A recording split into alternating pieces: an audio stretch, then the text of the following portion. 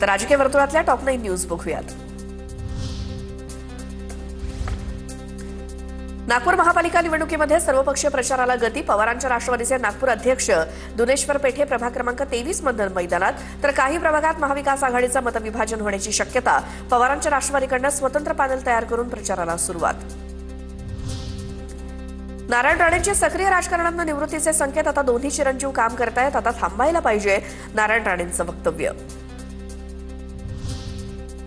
महापालिका निवडणुकीसाठी ठाकरेंच्या शिवसेनेच्या स्टार प्रचारकांची यादी जाहीर। आदित्य ठाकरे, संजय राऊत आणि भास्कर जाधवांसह 40 जणांची यादी जाहीर। उल्हासनगरमधून धनुष्यबाणाचा सुपडा साफ करू। भाजपच्या माजी आमदार नरेंद्र पवारांची एकनाथ शिंदे आणि श्रीकांत शिंदेंवर टीका। शिंदेंच्या शिवसेनेनं दादागिरी आणि गुंडगिरी केली असल्याचा नरेंद्र पवारांचा आरोप। कुलाब येथील अर्जांच्या गोंधळावरून महापालिकेच्या अहवालात अधिकाऱ्यांवरती ठपका। अधिकाऱ्यांची कृती अयोग्य, टोकन क्रमांक असतानाही संधी नाही। निवडणूक अधिकारी कृष्णा जाधव यांच्या कृतीबाबत महापालिकेने पाठवलेल्या अहवालात प्रतिकूल मत। नागपुरात माजी नगरसेवकांकडून पक्षाचं काम न करण्याच्या कार्यकर्त्यांना सूचना। सभांना जाऊ नका अशा सूचना माजी नगरसेवक कार्यकर्त्यांना देत असल्याची माहिती। भाजपनं तिकीट कापल्यामुळे 51 माजी नगरसेवकांमध्ये नाराजी। पुण्यामध्ये जिल्हा परिषदेचे 4 माजी सदस्य महापालिका निवडणुकीच्या रिंगणात उतरले।